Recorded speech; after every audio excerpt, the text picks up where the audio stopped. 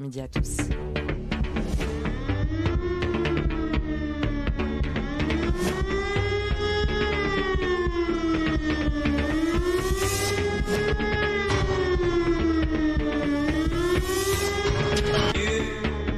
Christophe sur France Maghreb 2.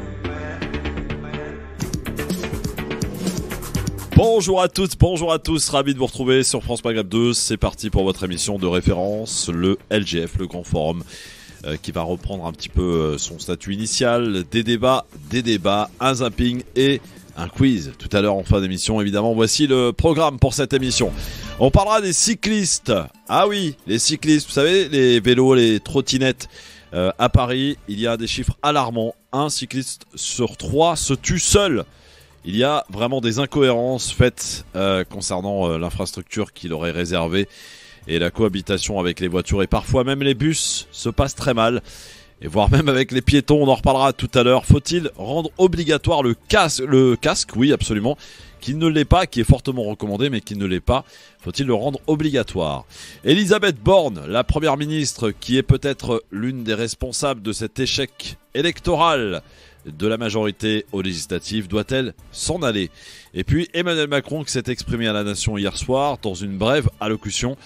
A-t-il compris que c'était lui qui était désavoué? A-t-il compris le message des citoyens français? On se posera la question et on en débat évidemment dans le LGF. C'est parti. Le Grand Forum, Christophe Fraud sur France Maghreb 2. Le Grand Forum. Elle est de retour après son petit passage aux législatives. Assia Meda, vice-présidente des Parti radical de gauche, PRG. Comment ça va, Assia? Je vais bien, merci. Bonjour à tous. Cet épisode électoral s'est bien passé? Écoute, oui, très bien. De belles rencontres, de beaux échanges sur le territoire qui m'a permis de mieux connaître et de rencontrer un certain nombre d'acteurs de terrain. Donc, c'était une belle expérience. Très bien. C'est que moi, je vois toujours le côté positif des choses. C'est ça. En tout cas, t'as pas démérité. Non, j'ai fait un score honorable qui connu et reconnu par les uns et les autres. Donc l'idée c'était de soumettre aussi et d'imposer des idées, des thèmes de campagne. J'y suis arrivée, j'ai obligé les uns et les autres à se positionner sur un certain nombre de sujets. Donc c'était l'objectif premier de cette campagne et de cette candidature. Nabil Sama est à tes côtés, il est journaliste, reporter d'images, lauréat des cités. Comment ça va, mon Nabil? Eh ben, écoute, magnifiquement bien, avec ce beau temps, de très beaux invités, un beau plateau. Ouais, Christophe qui a toujours la pêche. Il nous manque un Nicolas Jeannetet, conseiller de Paris, adjoint au maire du 15e arrondissement en charge de la sécurité. Il sera avec nous. Lui aussi, il est passé par l'expérience électorale à Paris, pas dans la même famille politique que toi, Assia. Mais voilà, il n'a pas démérité non plus. Il sera avec nous, j'espère, dans quelques instants.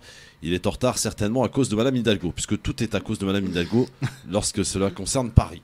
Et on en reparlera d'ailleurs tout à l'heure dans notre dernière partie des cyclistes. Je suis sûr que vous avez plein de choses à vous dire. Moi, en tout cas, j'ai plein de choses à vous dire, parce que franchement, je vous le dis honnêtement, j'en peux plus des cyclistes à Paris. Ils n'ont aucun respect pour rien, ni pour le code de la route, ni pour les piétons. Ils se croient tout permis, parce que Madame Hidalgo leur a offert ce statut. On en reparlera tout à l'heure évidemment, et vous pourrez peut-être vous, et je sais que vous êtes nombreux à nous écouter, les taxis, les VTC, vous les côtoyez, vous cohabitez avec eux tous les jours, vous avez certainement des choses à nous dire, et vous pourrez le faire en nous appelant 01 40 33 9000. Pour l'heure, c'était hier soir à 20h, Monsieur le Président, le roi Jupiter s'est exprimé. Le 24 avril, vous m'avez renouvelé votre confiance en m'élisant président de la République. Vous l'avez fait sur le fondement d'un projet clair et en me donnant une légitimité claire. Les 12 et 19 juin dernier, vous avez voté pour vos députés et élire notre Assemblée nationale. Je veux ici féliciter les parlementaires ayant emporté vos suffrages et j'ai aussi une pensée pour les députés sortants battus. Je ne peux d'abord ignorer la forte abstention qui nous oblige tous à redonner davantage de sens à nos actions collectives, de lisibilité aux grands rendez-vous démocratiques. Voter est essentiel pour la vie de la nation, pour ses grands choix, et très clairement, ce n'est plus ressenti par tous. Je ne peux pas davantage ignorer les fractures, les divisions profondes qui traversent notre pays et se reflètent dans la composition de la nouvelle Assemblée. Elles expriment des inquiétudes, le sentiment d'avoir des vies bloquées, pas de perspective dans nombre de nos quartiers populaires, comme dans nos villages. ces élections législatives ont fait de la majorité présidentielle la première force politique de l'Assemblée nationale. Toutefois, et c'est un fait nouveau, et comme dans la plupart des démocraties occidentales, qu'il s'agisse de l'Allemagne, de l'Italie, de beaucoup d'autres, aucune force politique ne peut aujourd'hui faire les lois seule. Il a manqué une trentaine de députés sur 577, et la majorité présidentielle est en effet relative. Sa responsabilité est donc de s'élargir, soit en bâtissant un contrat de coalition, soit en construisant des majorités texte par texte. Oui, pour agir dans votre intérêt et dans celui de la nation, nous devons collectivement apprendre à gouverner et légiférer différemment. Bâtir avec les formations politiques constituant la nouvelle Assemblée des compromis nouveaux dans le dialogue, l'écoute, le respect. C'est ce que vous avez souhaité, et j'en prends acte. Cela ne doit pas vouloir dire l'immobilisme. Cela doit signifier des accords, en prenant le temps de les faire, par le dialogue, le respect, l'exigence.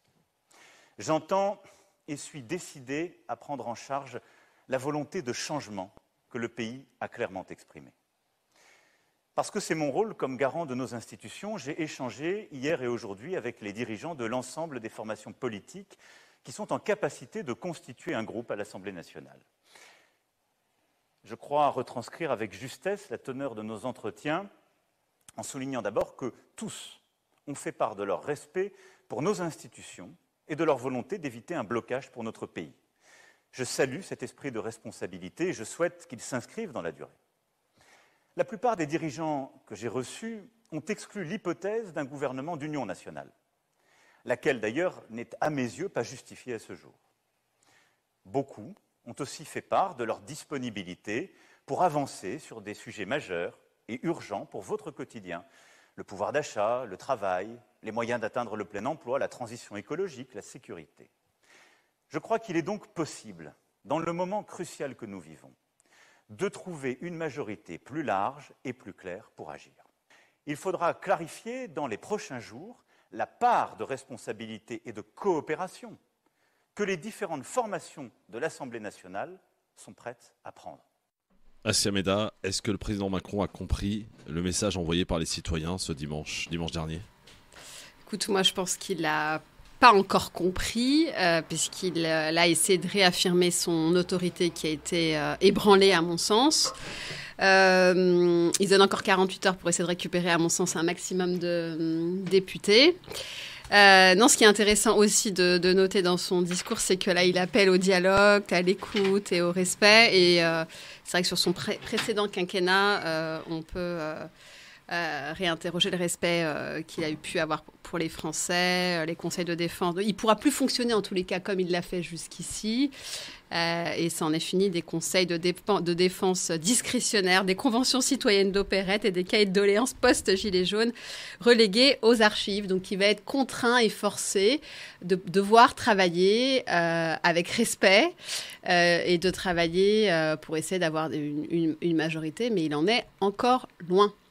Nicolas Jeannetet qui vient d'arriver dans nos studios. Comment ça va, mon Nico ? Bonjour Christophe, je suis ravi d'être là. Ça va ? Ouais, désolé de ce petit retard. C'est à cause de Madame Hidalgo ? On pose pas la question, tu le sais bien. Oui, non. Très bien. Je plaisante, je suis venu en transport en commun. Ah. Bon, très bien. Alors on parle d'Emmanuel Macron, on vient de l'écouter d'ailleurs pour une grande partie de son discours. Je posais la question à Assia Meda, qui est vice-présidente du Parti radical de gauche, à savoir si le président Macron avait compris le message envoyé par les électeurs ce dimanche au vu de ce qu'est cette nouvelle Assemblée nationale. Est-ce que pour toi, Nicolas, le président Macron a pris acte et a pris la mesure du message envoyé par les électeurs ? Ah mais je crois pas du tout.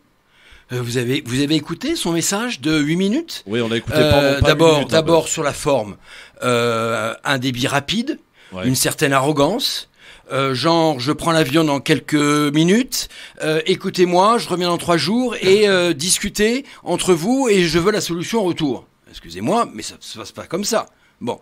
Deuxièmement, sur le fond, il demande aujourd'hui au groupe d'opposition de se mettre d'accord sur son programme. Mais c'est l'inverse qu'il faut mettre en place. Son programme a été battu aux élections législatives. Alors d'abord, il a mal commencé son discours, son intervention, en rappelant effectivement son score à l'élection présidentielle. Le 24 avril. Voilà, et en disant qu'il avait été élu sur un message clair, avec un programme clair. Désolé, ni son message, ni son programme étaient clairs. Sur le programme, et je suis bien placé pour le savoir, il a piqué 90% du programme dans celui de Valérie Pécresse, notamment en ce qui concerne les mesures économiques. Et deuxièmement, on sait très bien qu'il a été élu en opposition à Marine Le Pen, puisque depuis des années et des années, il imaginait ce duel avec Marine Le Pen au premier tour de la présidentielle, et d'ailleurs il imaginait ensuite ce duel avec avec Mélenchon à l'élection législative. Donc tout le monde le reconnaît, tous les éditorialistes et tous les Français savent qu'il a été élu par défaut. Donc c'est déjà mal commencé son propos en s'adressant aux Français.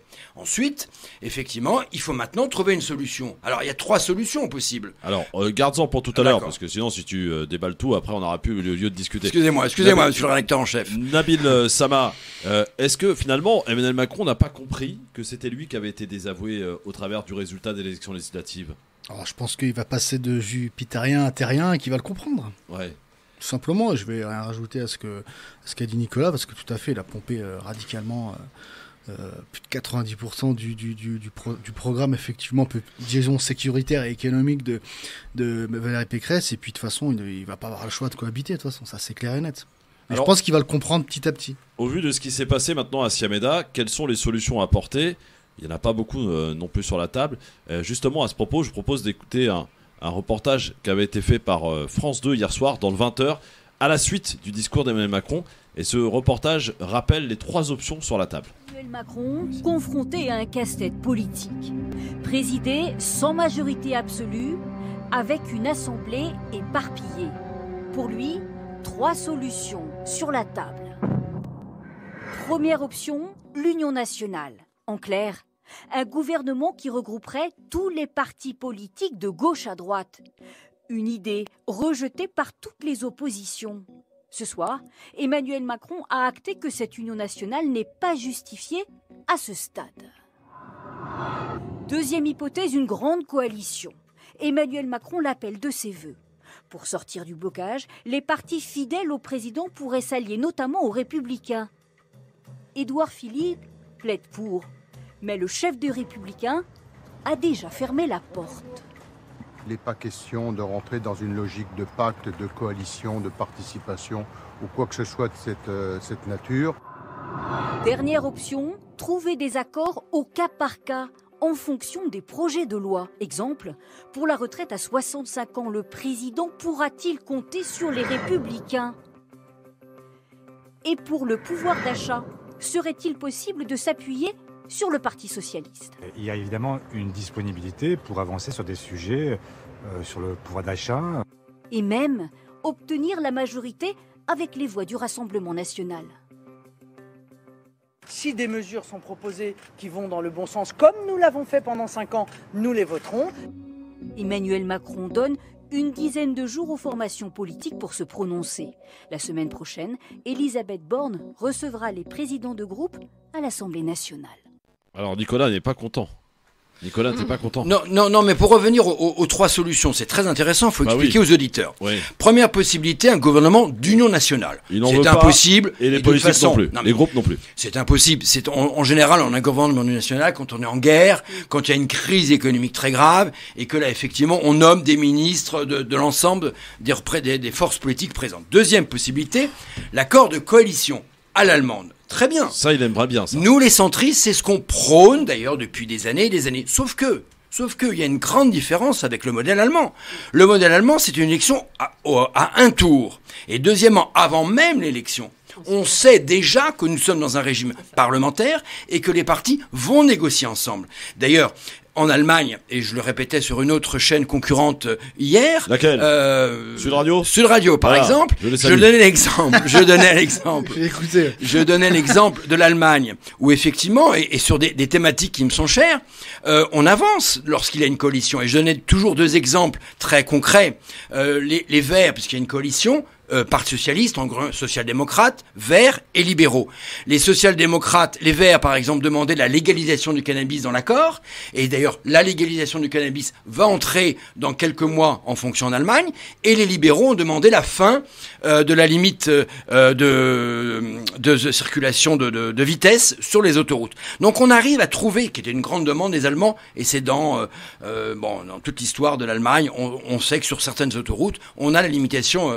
On arrive à trouver l'économie, mais ça demande 6 mois de travail. C'est un programme de 30 ou 40 pages. Ça se fait point par point. C'est pas le modèle encore à la française. Et sur le cas par cas, la dernière option. Et alors, dernière option, au cas par cas, oui, je le pense très sincèrement. Alors maintenant, ça va être un travail de dentelle. Et travailler y compris avec le Rassemblement National, hein, mais c'est avec ce qu'on tout nous le laisse monde. entendre. Hein. Bah, pourquoi pas, mais aussi avec la France Insoumise, mais aussi. Alors je ça, pense que les accords vont se trouver surtout, à mon avis, avec effectivement les Républicains et avec la gauche. N'oublions pas que nous avons la possible présidente de la Commission des Finances, Valérie Rimbaud, qui est une socialiste, qui est excellente, et qui a dirigé d'ailleurs plusieurs commissions à l'Assemblée nationale, et qui est une grande connaisseuse du monde économique et des affaires économiques. Alors, donc, je pense qu'au cas par cas, on pourra trouver. Mais ça va être un travail, Christophe, de dentelle. Ça va mettre des semaines et des semaines avant de trouver un accord. C'est un blocage institutionnel auquel nous assistons. Non mais on essaie de le trouver au cas par cas. Si effectivement, et ça je le pense très sincèrement,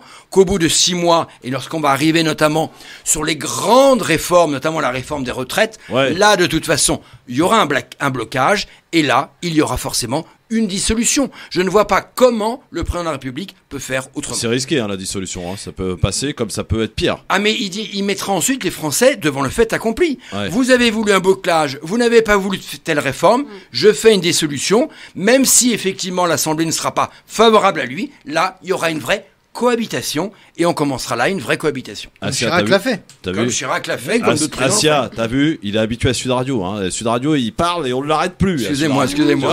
Assia, impose-toi, ma belle. Écoute, non, mais je vais dans son sens. Ah bon moi, je suis centre-gauche, donc on est... Centre-droit et centre-gauche. C'est beau, ça. Tu vois, comme quoi, c'est possible. C'est les partis qui sont au pouvoir. C'est les partis qui sont au pouvoir en Allemagne.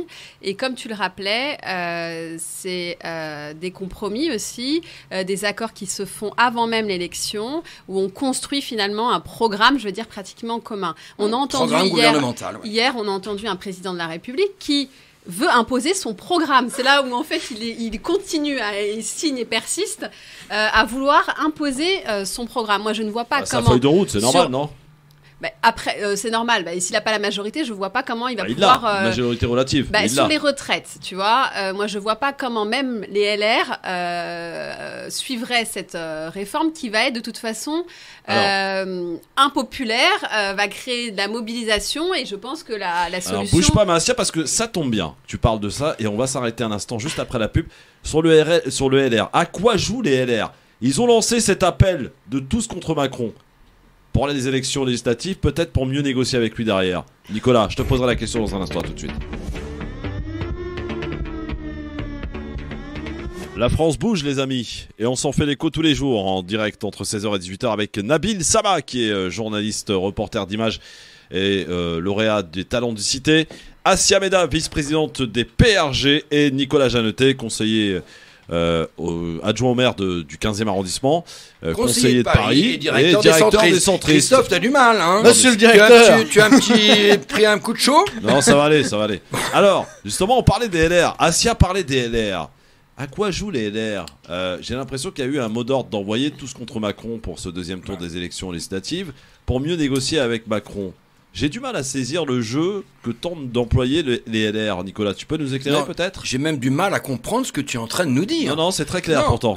Aux élections législatives, bien sûr, c'était tous contre Macron, puisqu'on estime que son programme n'était pas bon. Donc ça, vous l'assumez, ça. Bon, mais quitte là, à aller voter pour des gens de la NUPES. Pardon ? Quitte à aller voter pour des gens... Bien sûr, d'accord, très bien. Bon, bref. Ouais, très bien. Je n'ai pas été au second tour et je n'ai pas appelé à voter ni pour Macron, ni pour NUPES. J'ai laissé mes électeurs libres de leur choix. Ce qui voulait dire beaucoup de choses. Bon, mais non, LR aujourd'hui est dans une opposition constructive. D'ailleurs, le choix d'Olivier Marleix à la tête de la présidence du groupe, c'est qu'il y avait 2 candidats, Julien Dive et Olivier Marleix. Julien Dive, qui était plutôt Xavier Bertrand, et donc qui pourrait être peut-être plus conciliant avec le pouvoir actuel, et on a Olivier Marleix qui au contraire est très dur et sur une ligne très dure.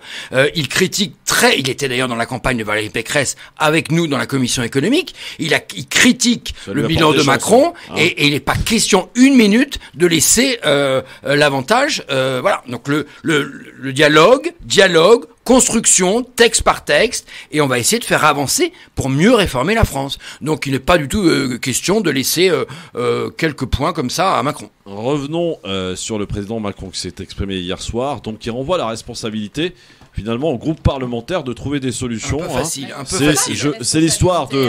Nabil, c'est l'histoire de je m'en vais pour défendre les intérêts de la nation en Europe, pour essayer de faire en sorte que l'Ukraine puisse adhérer à l'Europe. Il y a tout ce qui est réunion européenne et compagnie. Et je reviens et j'espère que vous vous serez mis d'accord. C'est un peu le message envoyé du grand maître vis-à-vis des autres. C'est à vous de vous organiser et d'essayer d'être des grands garçons. J'ai l'impression que c'est comme ça, de manière très simpliste. Mais je trouve que c'est tout à fait ça. Hein.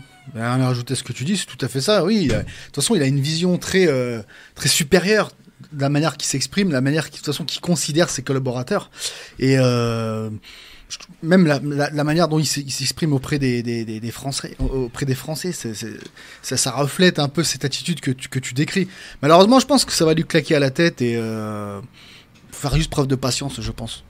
Asia, est-ce que Emmanuel Macron se trouve dans une difficulté aujourd'hui et à la veille d'une crise sans précédent de blocage institutionnel? L'Assemblée nationale, ça va être un vrai bordel.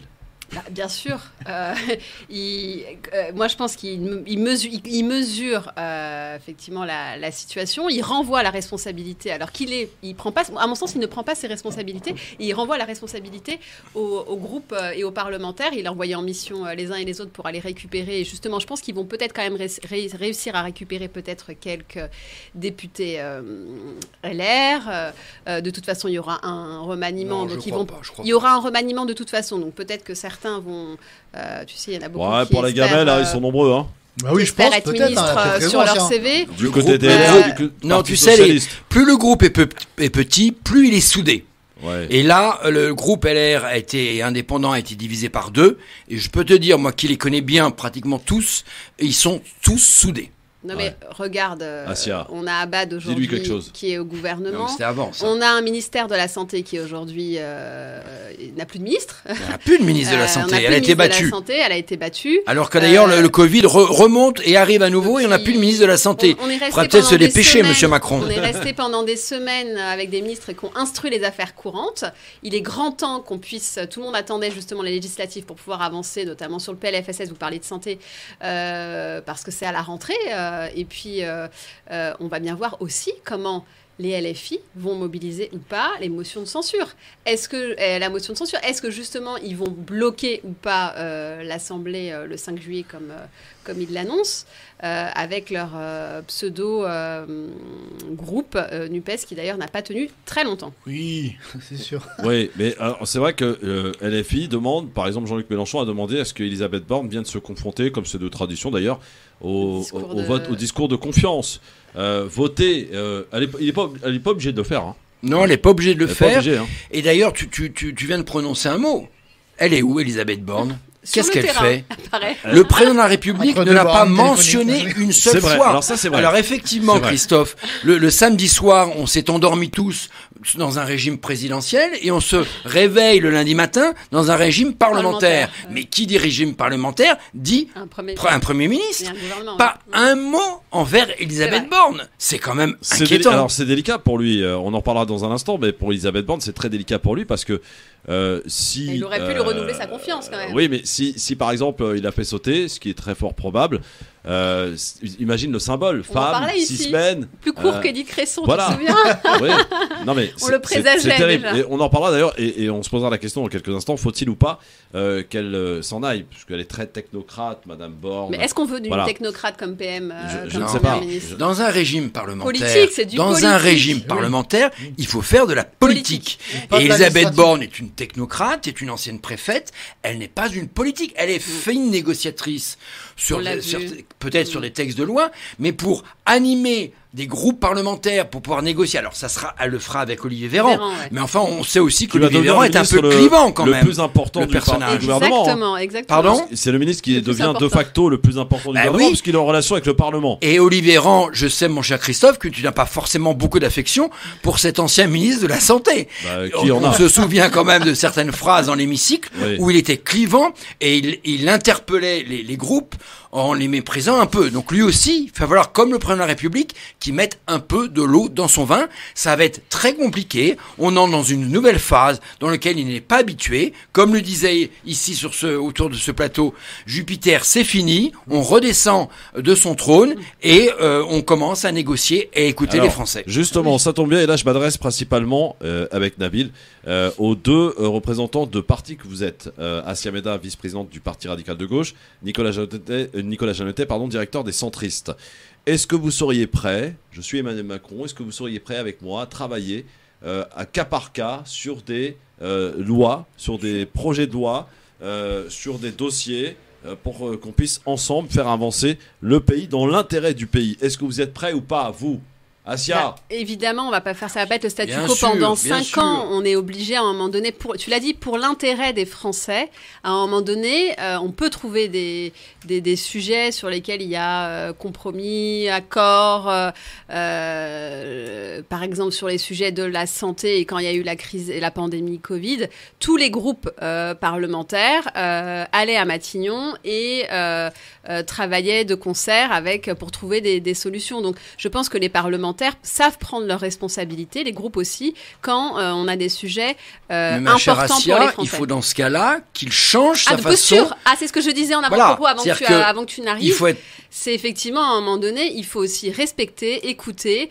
et que tout ce qu'il a pu faire, un peu en catimini, c'est la liste que je faisais en introduction, tout ce qu'il a pu faire sans l'accord même du Parlement, avec ses parlements et ses députés Playmobil, qui n'étaient là que pour lever la main et voter dans le sens du président, ça va quand même tout changer. Tu l'as dit, et on rentre là dans une nouvelle ère où le Parlement et les parlementaires vont retrouver le pouvoir qu'ils avaient et qu'ils ont selon la Constitution. Assia a entièrement raison. Et nous aussi, d'ailleurs, il faut aussi qu'on fasse un effort. Il ne faut pas qu'on vote bêtement des textes par principe. Et il ne faut pas non plus qu'on fasse du copier-coller d'amendements par centaines et par milliers, comme l'ont fait d'ailleurs la France Insoumise souvent, pour essayer de bloquer les textes. Il faut qu'on travaille intelligemment. Mais face à une école totalement défaillante, à un système de santé qui est à bout de souffle, à une dette qui est colossale, à un déficit commercial important, enfin, à un avenir qui est inquiétant pour l'ensemble des Français, il faut à un moment savoir se mettre autour de la table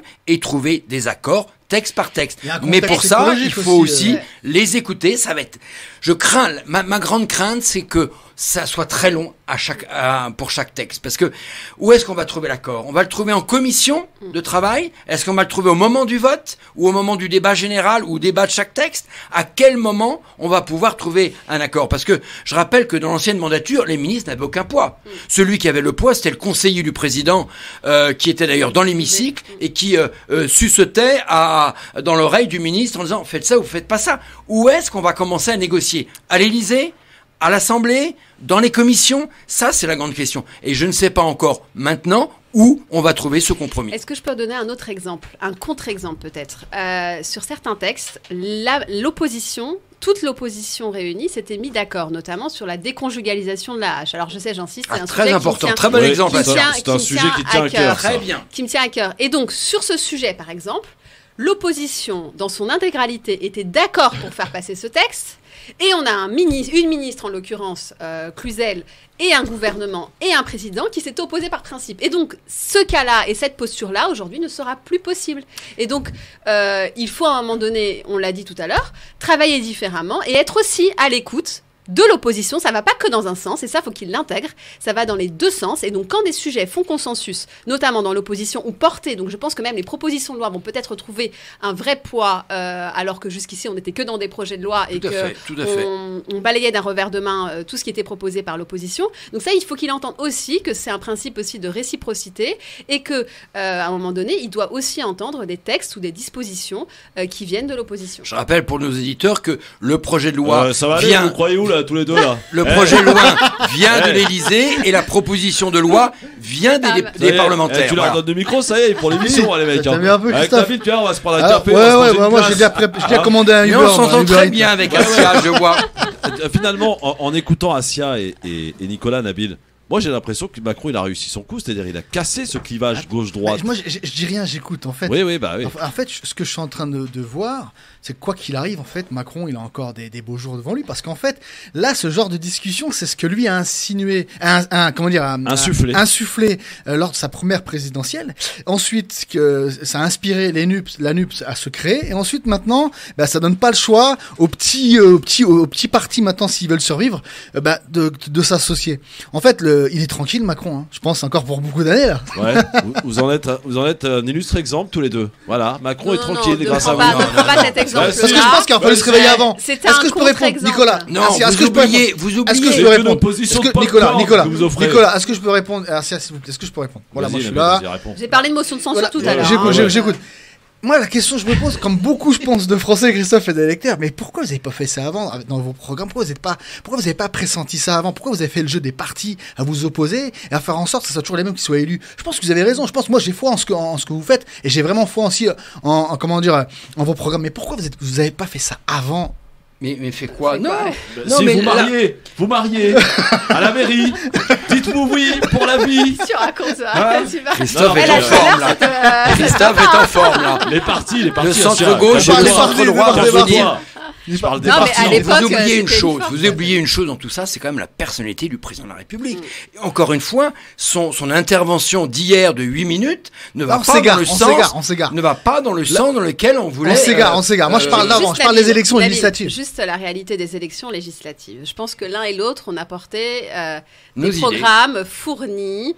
En tous les cas, moi, je parle en mon nom avec un vrai programme de fond, et que malheureusement, aujourd'hui, les Français votent pour des étiquettes. C'est ça. Et donc, t'as beau porter le meilleur programme, avoir fait le tour des associations, avoir été à l'écoute des habitants. Tu as raison. Moi, je sais qu'on pique mes idées dans mon programme, donc c'est très bien. Alors, justement, je voulais rebondir parce que moi, je sur ça. réfléchis comme un Parce que abstentionniste. dans son texte, dans son discours, Macron a parlé de l'abstention pour justifier justement peut-être les résultats des législatives. Mais qu'a-t-il fait pendant ce précédent quinquennat pour résoudre l'abstention? Il n'a rien fait. On voit bien que l'abstention n'a fait que progresser. Et qu'est-ce qu'il a fait aussi pour lutter contre l'arrivée au pouvoir et à l'Assemblée de manière aussi importante du Rassemblement national? Il l'a même encouragé. Nicolas, on rappelle les propos du président de la République entre les deux tours en 2017. Je ferai tout durant mon mandat pour que plus personne n'ait envie de voter Front National. Au contraire. On en parle dans un instant. Elisabeth Borne, la première ministre, doit-elle partir? On en parle dans un instant.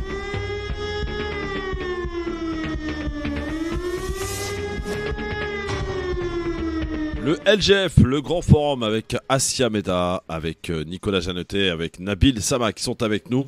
Et on a bien taillé un bon short à Jupiter là, pendant ces quelques minutes, en réaction évidemment au discours, à l'allocution solennelle du président de la République hier soir. Brève, 8 minutes. Voilà, c'était rapide. Non, mais on lui a taillé son short, tu dis, Christophe, mais tu ne sais pas ce qu'a vécu l'Assemblée nationale pendant 5 ans. On a déposé des milliers d'amendements constructifs. Il y avait une obstruction générale. C'était non à tout. Il était maître de calendrier, maître des horloges, maître des textes qu'il présentait. Et donc, pendant 5 ans, l'Assemblée n'existait pas. Bon. Et c'est un vrai changement, et moi je suis elle ne fonctionnait pas parce qu'il y avait des parlementaires qui ne connaissaient rien au fonctionnement de l'Assemblée, là, ces fameux députés Playmobil, le terme que j'utilise. Ils étaient juste là pour lever la main, donc avec sa large majorité. Et puis, effectivement, l'opposition qui n'était pas considérée et qui rejetait systématiquement, et il déroulait son programme en utilisant aussi le 49.3. Oui, il va pouvoir l'utiliser d'ailleurs, le 49.3. Il va être un peu aussi embêté. Ça va être embêté là, parce que... il y a aussi le 49.1 et le 49.2 il peut l'utiliser 49.3. à chaque fois pour une nouvelle motion. Oui, mais enfin, il n'aura pas un par motion. Voilà. Et pour les retraites, il n'est pas exclu qu'il l'utilise d'ailleurs. Oui, mais c'est ce que j'ai dit tout à l'heure aussi, la motion de censure, si à un moment donné elle est mobilisée, le gouvernement se doit de démissionner. Donc, c'est aussi un gros risque qu'il prend. Si il lui considère, et puis je pense que là, il perd tout ce qu'il est en train d'essayer de construire, c'est que si déjà il souhaite faire passer des textes de manière, on va dire, en imposant des textes avec le 49.3, parce que c'est rien d'autre que cela, il va pas réussir et il va casser ce qu'il va essayer de construire avec un accord de coalition qui va peut-être réussir à faire, mais moi j'y crois pas tellement. Nabil Samar, Elisabeth Borne qui a été nommée première ministre juste après la présidentielle, ça fait quoi, 7 semaines à peu près qu'elle est en poste. Elle était d'ailleurs en charge de cette campagne législative. C'est elle qui a un peu mené. Ah bon ? Elle a mené campagne. Elle était censée mener campagne. Voilà, je préfère, Christophe. Mais ça a été un calcul, ça. Visiblement, ça a échoué. Est-ce qu'elle doit rester ? Et Nicolas faisait une remarque très intéressante que peu d'éditorialistes ont d'ailleurs nommée. Il l'a cité à aucun moment hier soir. Ouais. À aucun moment. Il avait pour habitude quand même de parler de Castex, de parler d'Édouard Philippe lorsqu'ils étaient premiers. Hier soir, Elisabeth Borne, rien. Et puis il lui a pas renouvelé sa confiance. Elle est fragilisée. Vous voulez que je réponde Est-ce qu'elle doit partir, Nabil ? Elisabeth qui ? Borne. Ah, je connais pas. Ouais. Je pense que j'ai répondu. Non, mais je l'ai trouvé total. Mais elle a servi à quoi ? Elle a fait quoi ? Elle a instruit les affaires courantes, comme moi, franchement, honnêtement, si je dois réfléchir comme un citoyen lambda, je me dis, mais je sais même pas c'est qui. Je sais même pas qu'est-ce qu'elle a fait. Je sais même pas à quoi va être utile. Est-ce qu'il va la garder ou pas ? Franchement, moi, la vérité, c'est. Alors, je trouve ça vraiment, c'est un manque de respect total. Quoi. Dis-moi, toi, en tant qu'électeur, quel message il pourrait envoyer de manière constructive pour un travail de dialogue mené par un ou une première ministre, qui te semblerait, quel serait pour toi le meilleur casting ? Tiens. Moi, je vais être honnête. Je pense que c'était, ça devrait être. Je pense que ça devrait être un. Je sais pas. Je verrais bien Alexis Corbière. Alexis Corbière. Ouais.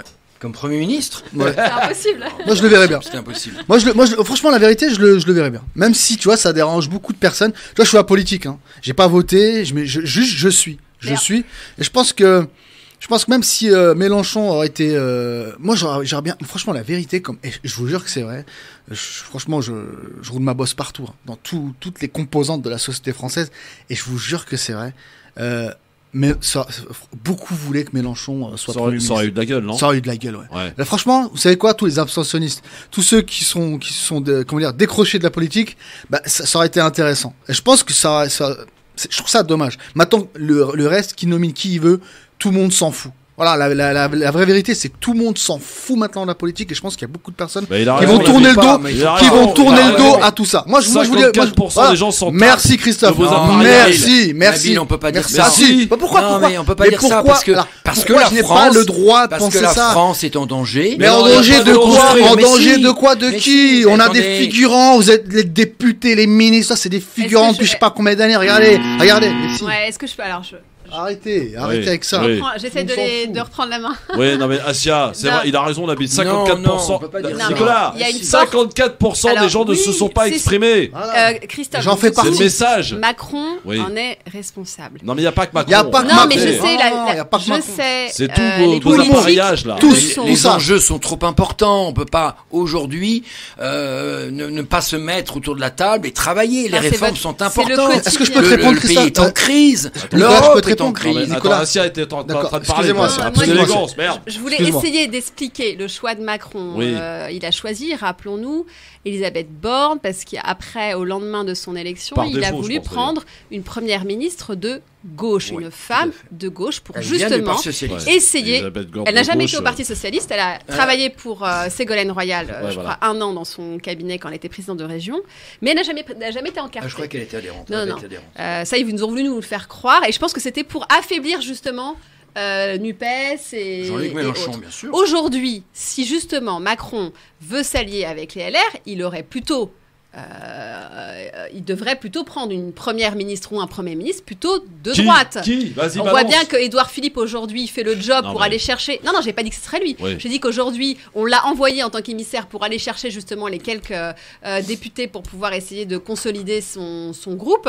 Mais moi je pense que tactiquement, s'il veut montrer et donner un signal au LR, il devrait prendre soit dans son gouvernement. Donc on a vu la nomination d'Abad qui a affaibli quand même un proche de Bertrand. Est-ce qu'il prendra d'autres ministres? Je parlais tout à l'heure peut-être de députés qu'il arriverait à débaucher. Mais Assia, ça t'aura pas échappé que les 2 premiers ministres qu'il a eu durant son quinquennat étaient de droite. Hein. Ouais. Édouard Philippe et il a et siphonné Castex. comme ça. Il a réussi à siphonner la droite comme ça. Ça va rien changer en fait. Non, j'ai pas dit que ça changerait. Je te dis que tu me demandes, est-ce que Elisabeth Borne, est-ce qu'elle doit partir d'abord?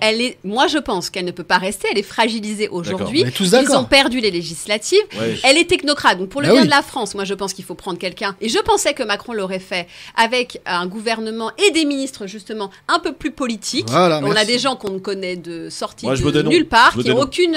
Moi qui bosse au ministère quand même, je vois que l'incompétence quand même de certains ministres. On l'a vu d'ailleurs qui n'ont pas réussi à se faire réélire. Assia Méda, je vous demande de vous arrêter. Mince, c'est la tu me pub. coupes la parole. Ah bah oui, c'est comme ça.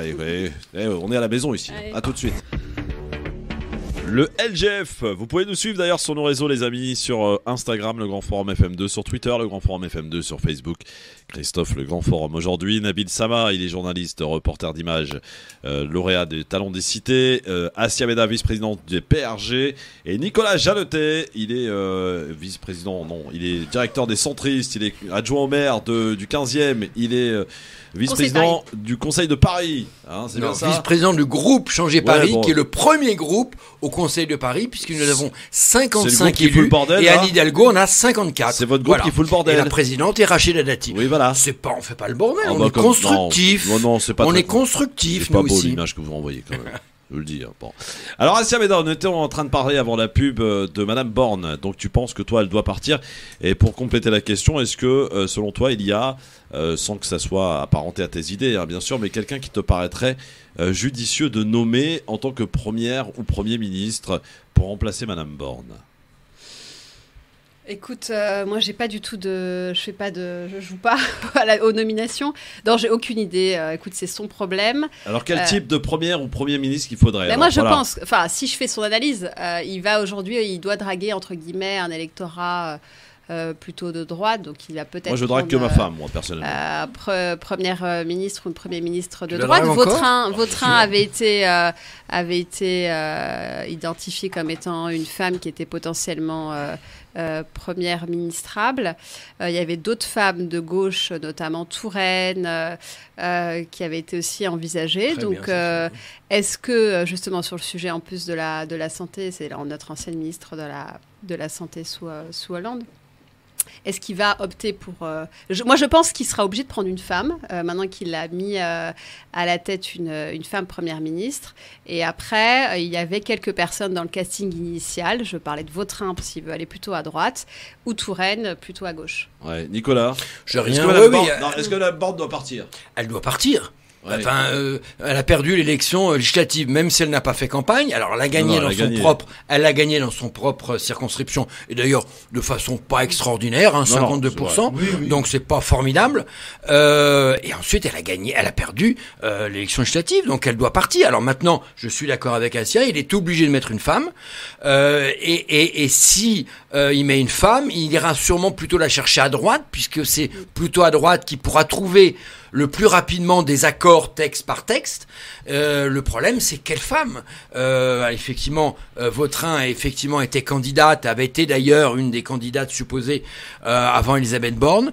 Il est le maître des horloges. Je ne sais pas du tout. Madame Dati, par exemple. Non, mais elle acceptera jamais. Il n'est pas question, en tout cas, que Madame Dati soit Premier ministre du président de la République. Non, là, tu me fais rire en me disant ça. Non, c'est impossible. Enfin, la question ne se pose même pas. Je pense qu'il faut que ce soit même quelqu'un qui ne soit pas membre des LR ou un ancien membre des LR, une personnalité un peu au-dessus qui doit faire consensus, mais il n'y en a pas tant que ça. Nicolas donc je ne sais pas du tout. Premier ministre. Oui, c'est cela, oui. Non? Mais oui. Roselyne Bachelot, peut-être? Non, Roselyne Bachelot s'est reconvertie aux grosses têtes, ça y est, sur RTL. Ah ouais, c'était ironique. Non, après, il peut décider, pour montrer d'ailleurs qu'il est le patron, de laisser Elisabeth Borne, et encore une fois, vraiment de travailler texte par texte, et au bout de 3 mois ou 4 mois, s'il voit que ça n'avance pas, il changera de Premier ministre, ou encore une fois, je le redis, nous ne sommes pas à la merci d'une dissolution dans 6 mois ou dans un an, et Assia et moi-même, nous sommes d'ailleurs obligés de continuer à être en campagne parce qu'on risque d'avoir des élections à nouveau législatives dans un an. Et tu repartirais, Nicolas? Bien sûr, je repartirai. Tu repars? Ah oui, on a moi, j'ai construit passé- des choses, on a Vous posé imaginez, des Ça se pierres. voit, quand on les regarde, là, ça se voit, ils sont dans les starting blocks. Vous imaginez les pauvres députés qui viennent de rentrer, on est en train de leur dire qu'ils vont peut-être pas y rester longtemps. C'est pour ça, Christophe, que ça n'aura pas lieu tout de suite. Ouais. Bon, Oui, il va laisser et quelques qu'il faut mois. au moins laisser un an, parce qu'effectivement, même la motion de censure, ils ne la voteront pas parce que ceux qui ont galéré pour une campagne, c'est dur, hein, c'est éprouvant. Donc, effectivement, elle n'aura pas lieu tout de suite, mais elle peut arriver.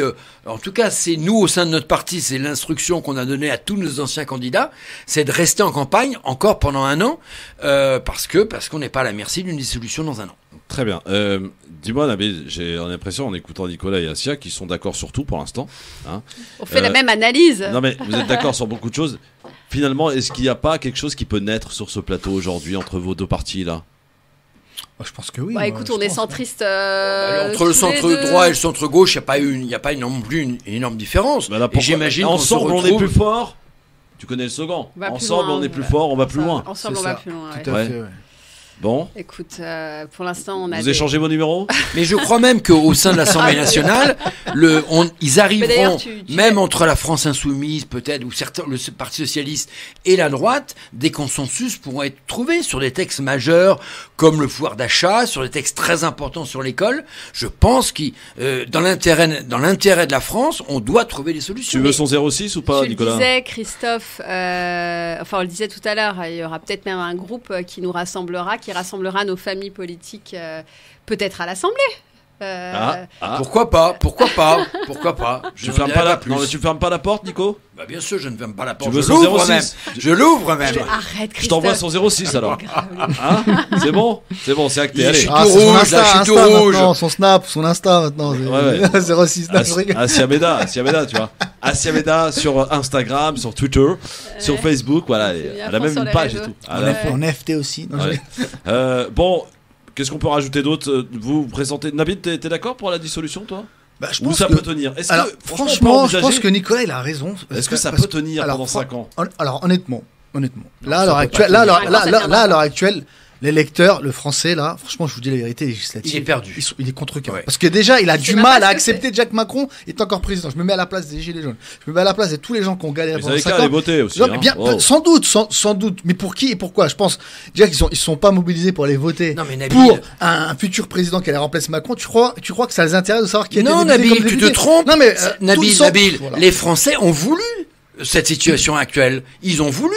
C'est un Ils ont voté contre-pouvoir à Macron. en connaissance de cause. Pas la majorité, Ils n'avaient Nicolas, pas envie de pas la donner la majorité. majorité. Pas la majorité. Ils n'avaient pas Non, envie de donner la non, majorité à non, Macron. non, non. Ils avaient envie d'une gauche forte, Non, c'est d'une pas droite vrai. qui continue C'est pas à vrai. exister, d'une extrême Les droite seuls sûrement aussi vainqueurs de forte. tout ça, malheureusement, c'est le Front C'est National et le Front RN. National, Ça, je suis il a d'accord raison. avec toi, Nabil. Il a Ça, raison. Ça, je suis Malheureusement, d'accord, non, Nabil. Bah oui. Là, d'ailleurs, on a au départ, on a parlé beaucoup de Nupes, Ah de oui, victoire oui, de oui. Nupes, mais la victoire la plus Oui, importante, c'est c'est les les mal- 89 ouais. députés Première force du d'opposition. Moi, Rassemblement j'ai honte, national. j'ai Bien honte sûr. en tant qu'ancien Et là, attaché il y a- parlementaire, j'ai honte. Hein. Et il y a un Et je le vrai savais, c'est danger. pour ça que j'ai pas voté. Il y a d'accord un avec vrai toi, danger. Ah, j'ai honte, moi. Il y a un vrai danger pour la prochaine élection Oui. présidentielle, Ah oui. parce que là, Marine Le Pen a très bien compris. Il faut savoir une chose. Très Mais tacticienne, hein. il est- Bien sûr. non, pas du tout. Ah si. Marine Elle a Le mené Pen- une campagne extraordinaire. Oui, Nicolas. écoute-moi. Ah, si, non, si, Marine, Elle a non, mis Zemmour Christophe, par tu te terre. trompes. Grave, Christophe. elle l'a plié en quatre. Non, vous vous trompez complètement. Mais non, c'est- Marine Le Pen ne pensait pas du tout avoir 89 c'est la surprise. députés. C'est la surprise totale. Je te le dis franchement, Christophe. Elle pensait avoir 20 députés. C'est pour ça d'ailleurs Mais non, qu'elle n'a mais même non, pas mais non. essayé de négocier avec Zemmour. Attends, je Elle relise mes pensait questions pour avoir tout à l'heure, hein. 20 Ça me dérange parlementaires. Elle pensait même peut-être arrêter la vie politique et dire voilà, j'ai mon groupe. Elle voulait avoir un groupe. Pas plus, elle pensait en avoir 20, basta, mais elle s'est réveillée avec 89 députés, et là, tout d'un coup, elle se met à rêver, et elle se dit, oui, je peux être la prochaine présidente de la République dans 5 ans. Il faut savoir que Et c'est tu as ce qui raison. lui a manqué à la précédente élection.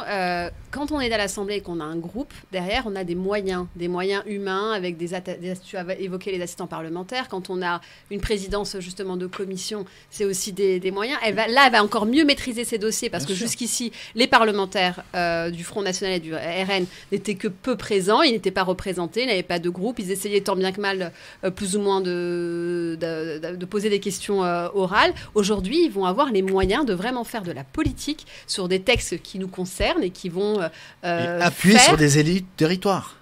Maintenant, il faut le savoir. Oui, c'est ça. C'est qu'aujourd'hui, on a un groupe important qui est le plus grand groupe à l'Assemblée nationale, après la majorité, donc le plus gros groupe d'opposition. Elle va essayer de bien travailler, de se donner une image très favorable. D'ailleurs, elle a demandé à l'ensemble de ses députés, elle a demandé à l'ensemble de ses députés de porter une cravate, d'être soft, de bien travailler.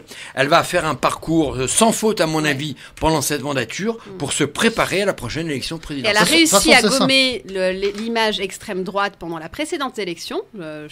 C'est quand même un des conséquences de ce qu'on peut retenir de cette précédente élection. Même je me souviens, Bardella et les autres refusaient qu'on les traite d'extrême droite. Donc ça, c'était le Jordan premier, Bardella qui est très fort, le très premier bon pas. Très fort. Et là, je pense qu'effectivement, ils vont institutionnaliser le RN et comme étant une force juste et un parti juste normal. Alors que, rappelons-nous, pour appuyer ce que Christophe dit, ce n'est pas un parti normal, c'est un parti d'extrême droite. Tu vois, Nicolas, pour répondre, Christophe a raison parce que regarde bien, tu vois, tu dis qu'elle est pas stratège, tout ça. Tu dis qu'elle pas de souci. Regarde bien. T'as vu tous les maires qu'elle a fait élire? Il n'y a pas beaucoup de maires. Je voudrais juste terminer. T'as vu tous les maires qu'elle a fait élire après la première mandature post-Macron, sa première mandature. Ensuite, là maintenant, a fait élire énormément. En plus, attends, maire et conseillers régionaux. Ensuite, là, tu dis sans le vouloir. Moi, je vais te donner un exemple qui va te contredire. Oudoul, tu connais. Voilà, bien sûr. Voilà. Julien. Il était chez nous avant. Voilà, attends, je termine. Oudoul, voilà. Oudoul. Lui, je l'appelle comme ça. Moi, je l'appelle comme ça parce que je l'appelle comme ça parce que tu sais pourquoi, je le vois souvent. Il est en train de tracter chez moi la campagne dans la Nièvre parce qu'il est élu. Il est élu conseiller régional pour Bourgogne-Franche-Comté. Et il est insupportable. Écoute bien. Écoute bien. Dans ton pays de la Nièvre. Voilà. Et donc, moi, j'avais oublié que tu venais de là-bas. Voilà, moi, je le vois souvent. Et je peux te dire que c'est pas quelqu'un d'agréable. Je te dis tout de suite. Je sais, je l'ai croisé sur voilà, écoute bien pour dire. Chaque fois que je le croise sur des plateaux de télé, il est désagréable au possible. Et pour te dire à tel point ils sont stratèges. Parce que lui, s'il voulait se présenter en Bourgogne-Franche-Comté, et s'il voulait se présenter dans la Nièvre, il aurait été élu. Il a choisi Lyon, qui est une terre très symbolique, on va dire. Et tu sais quoi, il a été élu député dans Lyon, dans la 3e circonscription. Il a raté quand même plusieurs fois. Oui, il a raté. Mais ils ont été très stratégiques. Je vous invite quand même à avoir un peu d'humilité, parce que on le rappelait avec Nabil tout à l'heure. Il y a quand même 54% de gens qui n'ont pas été votés. Il y a 70% des moins de 25 ans qui n'ont pas été votés. Mais c'est le problème. Donc, franchement, c'est que tout le monde doit le prendre pour lui. D'accord ? Mais si les jeunes, effectivement, aujourd'hui, si personne ne se réveille et ne prend pas conscience de ce qui s'est passé là, aux législatives, et effectivement, démissionnent et disent mais ça sert à rien. Non, ça sert pas à rien, puisqu'aujourd'hui, il y a des gens, justement, qui profitent de cette abstention dans les quartiers et auprès des jeunes pour se faire élire. Et ceux qui se font élire, après, qu'est-ce qu'ils font ? Donc, à un moment donné... Mais à un moment donné, si tu veux faire une autre voix, tu sais très bien que c'est du rapport de force. Et qu'on voit bien que Mélenchon a été élu avec un certain électorat. Et là, tout le monde s'est réveillé en disant « Ah bah mince, on n'avait pas vu ce truc-là, ils se sont mobilisés. Il va falloir peut-être mieux les considérer à l'avenir. » Donc moi, je te dis, si on veut autre chose et faire de la politique autrement, il faut que les gens s'engagent, se mobilisent et élisent des députés qui ne sont pas ceux qu'on voit aujourd'hui. J'ai la question LGF, elle est pour Nicolas Jeanneté. Nicolas Jeanneté, il se pourrait qu'on revote très rapidement. Au vu de ta rencontre aujourd'hui avec Assia Meda, est-ce qu'il est possible... On est gênés maintenant. Est-ce qu'il est possible d'envisager une coalition pour les prochaines législatives en prenant Assia Meda et en la soutenant, Nicolas? Tu as 10 secondes. 10 secondes pour réfléchir. 10 secondes. C'est tout à fait possible, oui, bien sûr. Il a dit oui. Il a dit oui. Bravo. Bravo. Magnifique. Dans je suis témoin. Des choses extraordinaires dans cette émission. Vraiment, c'est magnifique. Bon, on va changer de sujet pour parler d'un sujet qui est beaucoup plus, qui nous concerne tous et surtout les habitants des grandes villes. Et moi, ça me concerne beaucoup. Les cyclistes. Il y a des chiffres qui sont vraiment très graves. Un cycliste sur 3 se tue seul. On a vu apparaître des pistes cyclables sur Paris et sur les grandes villes. Avec Bertrand Delanoë qui avait déjà commencé à faire cohabiter les vélos et les bus. Alors imaginez un vélo, le bus ne peut pas voir le vélo dans son angle. C'est impossible, d'accord ? Il y a eu des accidents, il y a beaucoup d'accidents. Et aujourd'hui, j'en ai marre de ces cyclistes qui se croient tout permis, qui ne respectent pas les feux rouges. Quand vous traversez, vous pouvez vous faire buter par un cycliste. Et en plus, ils sont désagréables. J'en ai marre, je les supporte plus.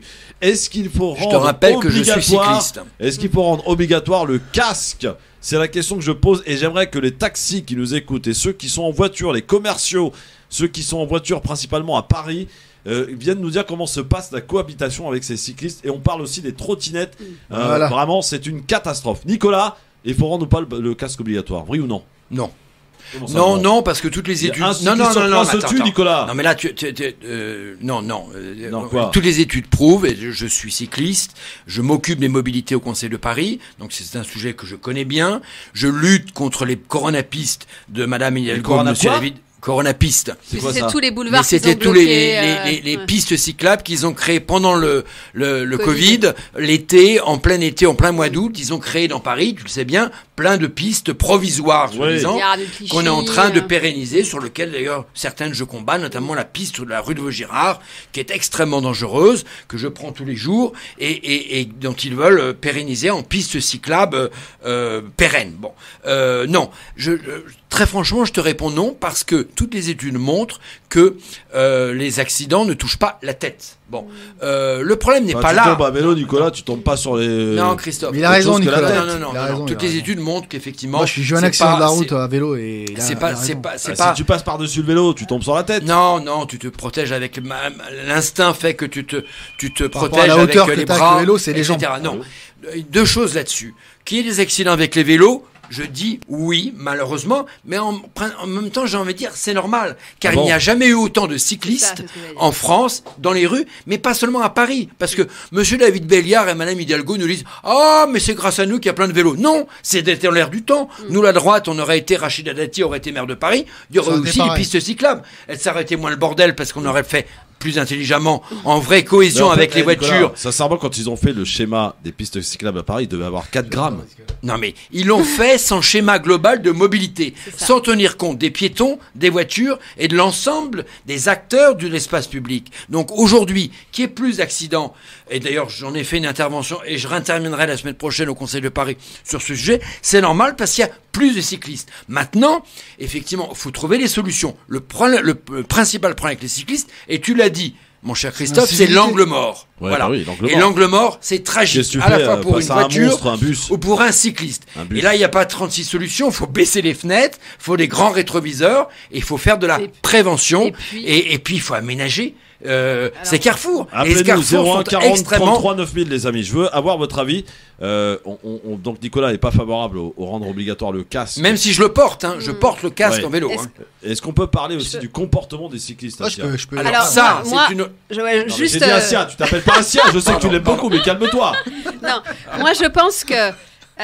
Comme tu l'as dit, je pense que la mortalité augmente aussi parce qu'il y a beaucoup plus de... J'avais regardé les chiffres là pendant les législatives et c'est depuis le Covid une augmentation très importante des cyclistes à Paris et hors agglomération. Parce que tu parles de Paris, mais il y a aussi... c'est encore plus dangereux hors agglomération. Ce que je voulais dire aussi, c'est plus dangereux que... sur les petites routes de campagne. Exactement. Il faut savoir aussi que le cycliste, effectivement, est vulnérable. Donc, dès qu'il est touché, forcément, c'est beaucoup plus grave. Moi, je suis désolée, je trouve que les cyclistes responsables portent un casque. Donc, à un moment donné, il faudra faire de la prévention et pousser les gens. On le fait pour les enfants, d'ailleurs. Moi, je pense qu'il faudrait quand même le faire pour les adultes. Moins de 12 ans, c'est obligatoire. Voilà. Donc, il y a quand même une raison. J'ai pas les chiffres, mais il y a sûrement... moi, je pense que porter un casque, ça te protège quand même. Donc, je trouve que ça fait partie de la responsabilité quand tu prends ton vélo. Tu prends ton casque. Après, autre point que vous n'avez pas évoqué, souvent, ce qui se passe, c'est le problème de cohabitation, c'est que les cyclistes ne connaissent pas le code de la route. C'est vrai. Et ils s'arrêtent pas au feu rouge. Ils ne respectent pas, ils te doublent à gauche. Ouais. Enfin, moi, dès que je prends ma voiture, je conduis pas que pour moi, je conduis pour les autres. Je fais systématiquement attention aux vélos qui arrivent de la droite, de la gauche. Je tourne la tête. Parce que les femmes, vous avez un peu de mal avec les je tourne. Arrête, c'est quoi ça? Tu vas me trouver face à toi là. Moi, je conduis très bien et donc je fais très attention. Mais c'est vrai qu'entre les trottinettes, les piétons, et d'ailleurs les piétons se font aussi. Et moi, je suis d'accord. Une aberration dans ma circonscription, la 5e, la piste cyclable sur le boulevard Magenta. Nombre de personnes, des piétons se sont fait renverser par des cyclistes qui se croient tout permis, considérant qu'ils ont une voie et que donc ils peuvent y aller à fond, alors qu'on rappelle quand même que la priorité, ce sont les piéton. C'est vrai. On doit Est-ce toujours que faire je attention peux répondre aux à ça, piétons. Christophe? Et donc écoutez, moi, je Amar. serais plutôt Après, tu pourras d'avis répondre. Vas-y. qu'il y ait vraiment un travail sur, tu disais, la prévention, mais moi je dirais même sur le code de la route, Bien sûr. voire peut-être, je ne sais pas s'il faut évoquer un permis en tous les Ça cas, mais ce existe qui déjà, est ça sûr... existe déjà. Oui, non, mais du coup, le rendre, Ça existe, en fait, tout ce que tu viens de dire, tout existe. le rendre obligatoire. Enfin, tout le monde Oui, ne l'a sans pas, doute, ce sans truc-là. doute le rendre obligatoire. Et Ouais, puis, mais bon. Pourquoi pas assurer un vélo? le code a évolué. Et puis, les vitesses ne sont pas les Et mêmes. puis, il faut rendre payant aussi le stationnement des vélos. Il en a ras le bol. Oh non mais Christophe, ça va? Non mais Amar, on n'est pas dans Lui, une il est dictature, contre là. les cyclistes. Amar, Il est- bonjour Amar. Bonjour, Bonjour Amar, tu nous appelles de Paris. J'entends pas bien. tout à fait. Oui, Donc, je alors, m'appelle par rapport à la question. oui, les cyclistes. Il y a beaucoup de problématiques par rapport aux cyclistes. Ça, je suis d'accord. Déjà, premièrement, leur vulnérabilité, elle est oubliée. Hein. On voit comment ils se comportent dans Paris et même ailleurs. On a l'impression qu'il y a qu'eux qui ont le droit de circuler. Leur incivilité, les insultes, leur positionnement sur la route. Alors que moi, je me rappelle d'avant, je fais taxi-moto, hein, donc je suis toute la journée sur Paris Ah ouais, d'accord. et en banlieue, donc je suis partout. Et je les vois comment ils se comportent, c'est vraiment une calamité. Les trottinettes, c'est pareil. Les voies sont très réduites. Donc il y a trop d'usagers différents, à des vitesses différentes, qui utilisent ces mêmes voies. Et je trouve que le travail qu'elle a fait sur Paris, elle a complètement défiguré et rendu Paris très dangereux. D'ailleurs, c'est pour ça qu'aujourd'hui, je pense que les accidents sont de plus en plus mortels au niveau des cyclistes Ouais, bah et des oui. piétons. On les voit, c'est vrai, effectivement. Moi, je les vois toute la journée. Ils respectent pas les feux, ils respectent pas les signalisations, ils respectent pas le code de la route. Merci Ça, c'est Amar. une réalité. Merci Amar. Et quand on parle avec eux parce qu'ils ont fait quelque chose de pas bon sur la route, Ouais, ils sont vénères. on a l'impression que Paris leur appartient. C'est ça. Clairement. Mais c'est ça. Mais Donc, c'est ce que leur a fait croire Madame Hidalgo. Anne Hein. Hidalgo, avec ce qu'elle a fait, la politique qu'elle a menée, Ouais. ça les a amenés à les mettre en confiance et ils oublient complètement parce que vous voyez par exemple les rues à sens unique où on voit la petite voie de vélo qui vient en sens interdit, pardon. Ouais. Ouais, je vois très Eh bien. ben, ils arrivent à toute vitesse, ils veulent plus ralentir, ils veulent plus freiner, et ça pose des problèmes. Parce Bah que oui. des fois, comme vous avez dit, il y a des camions, il y a des véhicules qui les voient pas forcément. Bah oui. Ils passent dans des interstices où on les a pas vus, et donc quand on les serre contre le trottoir, et ben ça fait des drames. Non, franchement, il faudrait faire quelque chose pour régler cette Tu le situation. constates au quotidien, Amar. Attends, Voilà. je peux C'est- répondre, Christophe? Oui, vas-y. Bah, Amar, c'est un usager de la route. Voilà. Au quotidien, c'est son travail. C'est mon travail, tout à Voilà, fait. Nabil. Alors moi je voudrais répondre parce que déjà moi voilà, je suis un accidentier de la route, hein. J'ai eu un accident de vélo et à l'âge de 13 ans, j'en porte des lourds séquelles. La seule chose que je peux dire déjà pour répondre à Asia, c'est la principale cause des accidents mortels chez les cyclistes, chez les victimes, c'est les chutes de hauteur. Ce qu'il faut savoir, c'est ça, c'est les chutes de hauteur. Mais sinon, c'est pas vraiment plus que mortel que ça. Il faut se Ça mettre dépend dans ce que tu te prends. Hein. voilà, Si faut tu se mettre. prends un Mais bus, j'allais y venir. Faut se mettre dans le contexte. Hein. Il y a plus d'accidents mortels, notamment dans le milieu urbain à cause des habitudes. Ce sont les habitudes qui tuent le plus de personnes en France. C'est pas la vitesse. Et ensuite, il y a le rapport effectivement cycliste, voiture, camion, pare-buff, 4x4 et compagnie.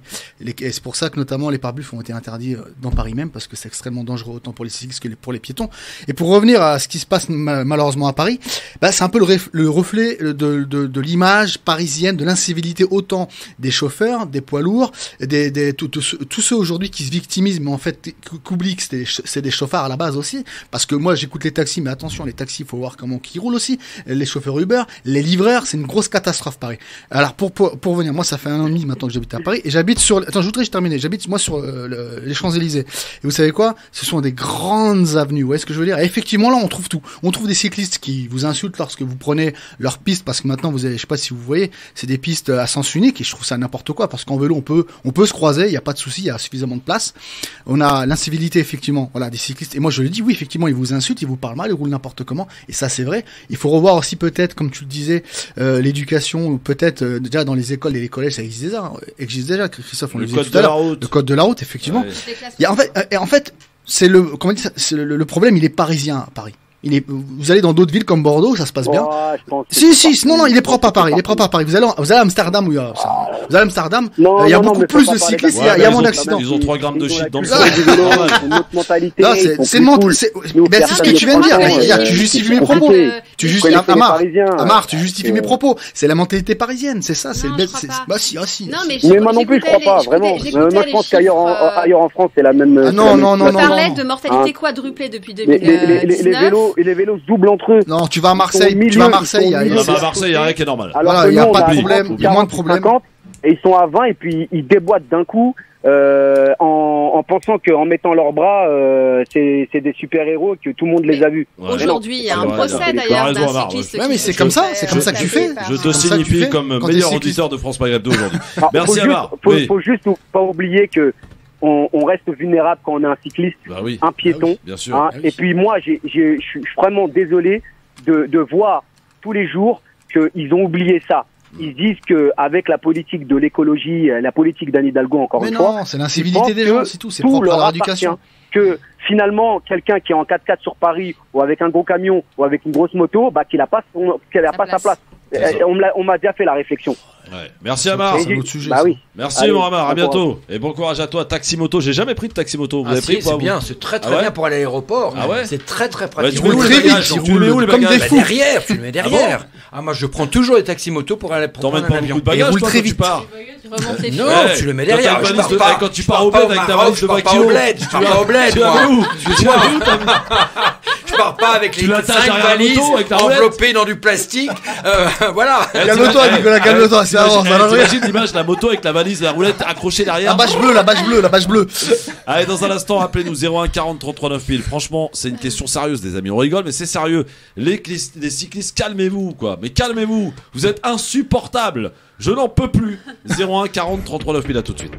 Le LGF, merci d'être avec nous avec Nabil Sama, qui est journaliste, reporter d'images et lauréat des Talents des Cités, Assia Meda, qui est vice-présidente du PRG, Parti Radical de Gauche, et monsieur Nicolas Jeannetet, qui a plein d'étiquettes à son arc. Plein d'étiquettes. Directeur des centristes, vice-président du Conseil de Paris, changeons je sais pas quoi là. Changer Paris. Voilà, vice-président du groupe Changer Paris au Conseil de Paris. Et adjoint au maire aussi. Dans le 15e, en charge de la sécurité. Voilà, merci monsieur. Malika nous appelle et nous attend au 01 40 33 9000. On parle des cyclistes, les amis, et de leur comportement, des dégâts et des chiffres catastrophiques. Un cycliste sur 3 se tue seul. C'est-à-dire, voilà, pas besoin de nous, il se tue seul. Voilà. Malika, bonjour. Bonjour, salam alaikum, bonjour à tous. Bonjour Malika, vous nous appelez d'où Malika? Moi j'appelle de Paris et je suis chauffeur VTC. Très bien. Bon, alors Malika, raconte-nous comment se passe cette cohabitation avec les cyclistes. Bon, déjà je vais en fâcher quelques-uns, dont monsieur Nicolas. Vas-y, fâche-le. Les cyclistes, comment vous dire? Oui. Les cyclistes, c'est c'est toute une grande affaire, les cyclistes. Ils n'ont aucun respect, ils ne respectent rien ni personne. Je vais vous raconter une histoire. Il y a quelques mois, j'ai assisté à un accident, mais vraiment très très grave, et très bête surtout, mais très grave. Une jeune fille qui a décidé qu'elle allait être plus forte qu'un double bus. On ne parle pas d'un bus, d'un double bus. Elle est passée en dessous du double jusqu'au premier. Elle est son vélo comme une hélice de bateau. Elle a été happée en fait. Donc moi je vois certaines choses. Et vraiment, aller sur une main, quelques doigts sur une main, on va dire qu'il y a des cyclistes corrects. J'en vois jamais qui s'arrêtent au feu rouge. Ni au stop, ni qui respectent ni la droite, ni la gauche. Mais le pire, c'est même pas ça. Le pire, c'est quand ils ont des enfants. C'est quand ils ont des enfants derrière, qui sont en short, en robe, et qui conduisent comme des malades. En fait, ils ne font pas attention. Il faut être sérieux 5 minutes, il faut faire quelque chose. Et je pense sérieusement que ce que Madame Hidalgo a fait à Paris, elle a envenimé les choses. Et c'est ce qui nous rend, nous, les chauffeurs, entre guillemets, hargneux, et pareil, les cyclistes hargneux envers. Parce qu'en fait, personne à sa place. Regardez en Suède, en Suisse, en Allemagne, ils cohabitent très très bien ensemble. En Hollande, ils cohabitent très très bien ensemble. Pourquoi nous, on n'y arrive pas? Comportement, madame. Parce que ça... Non, même pas. C'est parce que les pistes cyclables ont été faites comme ça. à la va-vite. Hop, du jour au lendemain, après le confinement, on a décidé qu'on allait faire des pistes cyclables. Mais c'est pas comme ça. Alors Malika, bouge pas, tu es témoin. Je vais demander à Nicolas Jeannetet qui est cycliste. Est-ce que tu respectes les règles de la route, Nicolas Jeannetet? Est-ce que tu grilles les feux rouges ou est-ce que tu t'arrêtes comme un bon citoyen? Vous voulez que je vous fasse une confidence? Vas-y. Mais ça reste entre nous. Vas-y. Ça reste entre nous, Christophe. Attendez, il faut la musique de circonstance. Les confidences de Nicolas Jeannetet. C'est entre nous. Oui. Bon, ça reste entre nous. Oui, je suis cycliste. Oui, il m'arrive, c'est vrai, très souvent, de griller les feux et d'aller beaucoup plus vite. Je l'avoue. Voilà. Et pourtant, je suis un élu et je devrais montrer l'exemple. Non. Voilà. Et pour être sérieux et pour aller dans le sens de madame, oui, je suis d'accord. Je pense que le fait d'avoir mis trop de pistes cyclables trop rapidement ont donné une sorte d'impunité comme ça aux cyclistes qui se sont crus tout permis. Et effectivement, il faut pas oublier que Madame Hidalgo, dans son premier mandat, n'avait réalisé que 50% du plan cycliste, alors que toutes les capitales européennes avaient déjà en amont anticipé tout ça. Et on a donc, avec David Béliard et l'arrivée du second mandat d'Hidalgo, on a multiplié, mais à fond, sans coordination, sans harmonisation, les pistes cyclables. Et encore une fois, c'est le cycliste, mais c'est aussi le piéton. Lors du dernier Conseil de Paris, j'ai réclamé pour la 6e fois un plan piéton. Non, je suis pas d'accord avec vous. Le piéton subit aussi le. Bien sûr, mais c'est ce que je dis. Merci, mais c'est ce que je dis aussi. Il y a des mamies, excusez-moi. Mais c'est ce que je dis aussi.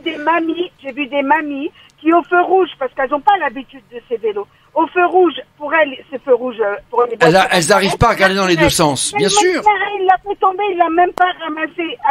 Madame Hidalgo a empilé les plans anti-voiture, le plan cycliste, et il n'y a pas de plan piéton puisque ça fait pour la 5e fois que je le réclame, sans harmonisation. Un exemple sur d'autres pays. Un exemple sur d'autres pays. C'est ce qu'on lui dit. On a toujours l'habitude en France de dire ah mais regardez ce pays, même pour le Covid, ah ben vous avez ce pays là plus de morts, ah ben ce pays là. Ben, prenons exemple sur d'autres pays. Je suis 200% d'accord avec vous, madame. Bon, merci. Et on se bat. En étant chauffeur VTC, moi, toute la journée dehors, je vous dis pas toutes les traces sur ma voiture. Parce que même s'il y a 1 centimètre, elles veulent passer.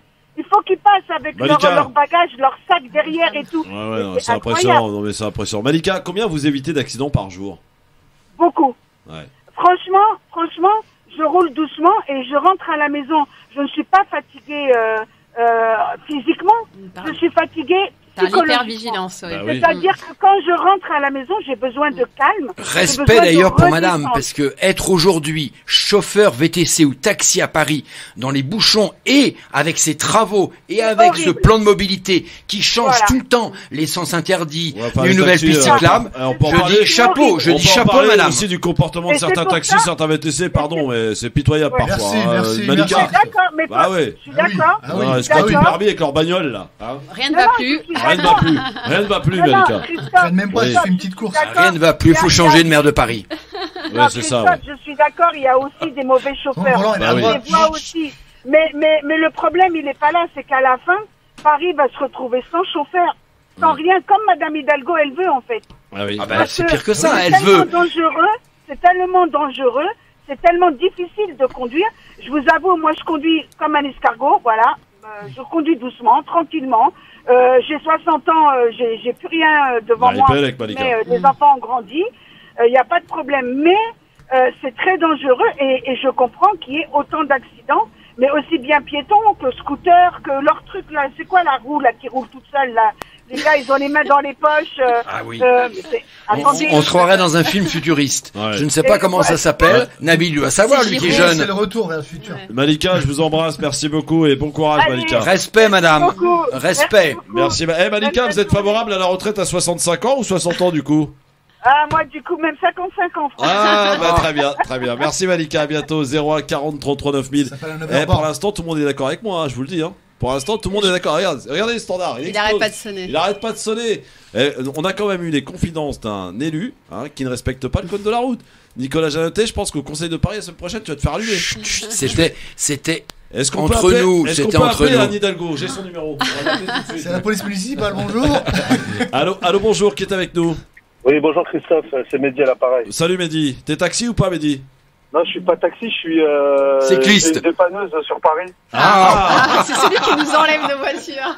Non, il n'enlève pas les voitures, il va dépanner dépanner les voitures. Je vais les chercher je vais chercher les gens quand ils sont Quand t'es en panne. panne, Assia, tu sais, quand t'arrives pas quand t'as pas vu que t'as pas mis assez de litres d'essence, mais. C'est trop cher. Hein, t'as laissé les feux ouverts la nuit. Trompé de carburant. Non, mais oui, alors ça, ça arrive souvent, ça. C'est typique la problématique des femmes, ça. Arrête. Tout de suite, calmez. Non, mais tu vas plus avoir de femmes sur ton plateau, Si, Christophe. je vous aime. Ah. Bon, Mehdi, on t'écoute. Mehdi, les cyclistes, parlons-en.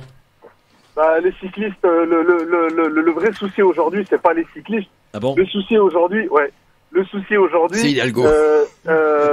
Non, c'est pas une question de Hidalgo, parce qu'Hidalgo, elle est pas toute seule, elle fait pas tout ça toute seule. C'est la manière dont c'est une petite équipe, voilà, qui est bien implantée à la mairie de Paris, qui fait bien comme elle a envie.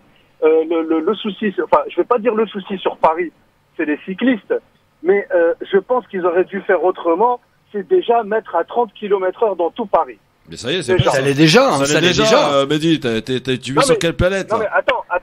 Et ça vient très d'être honnêtement, fait je vois pas il y a quelques l'intérêt. Oui, mais ça a aucun intérêt d'ailleurs, je te le dis honnêtement. Ah oui. Non, T'es à non, 2h du matin ça- à Paris, dans les rues, tu roules à 30 km/h, ça a aucun sens, je te le dis honnêtement. Si, ça a un non. sens, Christophe. J'ai des enfants et j'ai une maman, j'ai de la famille et j'ai pas envie demain qu'on m'appelle, qu'on me dit parce qu'il y a un Rioul, il roulait à 55 ou à 60 parce que. Non, mais le choc est le même entre 30 km/h et 50 km/h. Non, c'est pas le même. À 30 km/h, vous avez le temps de réagir et le temps de réaction, il est plus rapide. Vous avez plus le temps de réagir à 30 qu'à 50 ou à 55. Et ça, je peux vous le dire, je suis dépanneur, je récupère des gens avec des accidents et tout ça, et je peux vous dire que le choc à 30 et à 50, il y a une différence. Bien sûr qu'il y a une différence, du coup. Bien sûr. Voyons, Bien sûr. qu'il y a une différence. Mais ça joue, de toute façon. Le temps de réaction est le Je même. peux te poser une question. Ah non, c'est pas le même. Non. C'est mathématique. Nicolas, apparemment, je me suis pris une voiture, moi. T'étais nul en j'ai maths. un accident dit, il a tout à fait raison. Combien ton bac en maths? Est-ce que je peux rajouter quelque chose ou pas? Oui, Assia, qu'est-ce qu'il y a? Non, je voulais dire que il y a aussi un sujet sur la manière dont les pistes ont été élaborées. Ouais. Oui, mais Et que les ingénieurs de la voirie notamment n'ont pas fait, on va dire, n'ont pas passé le gap pour pouvoir imaginer la manière dont on doit penser aux pistes cyclables. Tout à l'heure, j'évoquais une piste cyclable qui descendait limite sur un trottoir et qui coupait le boulevard Magenta, donc dans les deux sens. Et souvent, c'est les piétons qui se faisaient renverser par les cyclistes. Nombre d'accidents il y a eu, notamment à proximité des écoles de parents et d'enfants renversés. Donc là aussi, il y a effectivement, et là je te rejoins quand tu disais, ça a fleuri beaucoup trop vite, avec, je pense, un manque de compétences spécifiques. Parce que quand on élabore des pistes cyclables, on n'élabore pas de la même manière qu'une voie dite classique. Et puis, effectivement, le plan de mobilité, où à chaque fois, la voie de bus est une fois à droite, une fois à gauche. C'est quand même très compliqué de pouvoir se retrouver à Paris entre voitures, vélos et autres. Je t'en prie, vas-y. Christophe, je peux rajouter autre chose? Une partie de ce qu'ils ont investi, la mairie de Paris, sur la piste cyclable, je pense qu'ils auraient pu investir dans les passes Navigo à une catégorie de la population. Merci. Pour les aider. Nous voulons les rendre gratuits. Ouais, c'est vrai, ça, t'as raison. Mehdi, à les inciter, oui. C'est quoi le type Comme en région de PACA. dépannage que tu fais? C'est quoi? C'est vraiment des accidents ou c'est parfois des pannes bêtes? Oui, ça peut être quelqu'un qui a oublié les clés de contact allumées en descendant et la batterie s'est vidée. Ça, c'est une femme en général. Est-ce que c'est une femme ou un homme? Pneu crevé, en général, c'est la batterie. Les gens, Est-ce que tu peux démentir tout c'est beaucoup la batterie. Les accidents, j'en ai. Ouais. Mais J'ai des Mehdi, accidents. est-ce que tu as des chiffres sur les pannes, par exemple, ou c'est plus des femmes que des hommes? Non, c'est plus les hommes. Merci. Ah bon, d'accord. Bon, salut Bravo. Mehdi. Merci Mehdi, hein, c'est super d'avoir appelé. Les hommes, Christophe. Merci Mehdi, ciao. Merci, 01 40 33. Nous, on n'a pas la tête en l'air, on laisse pas les clés sur le contact. Ouais, mais il y a quelque chose que vous avez quand même oublié, messieurs, dames, Madame Assia, Monsieur Nicolas, Monsieur Nabil. On parle de Madame Hidalgo, mais c'est trop simpliste. Ça. Moi, c'est les écolos bobos, j'en peux plus.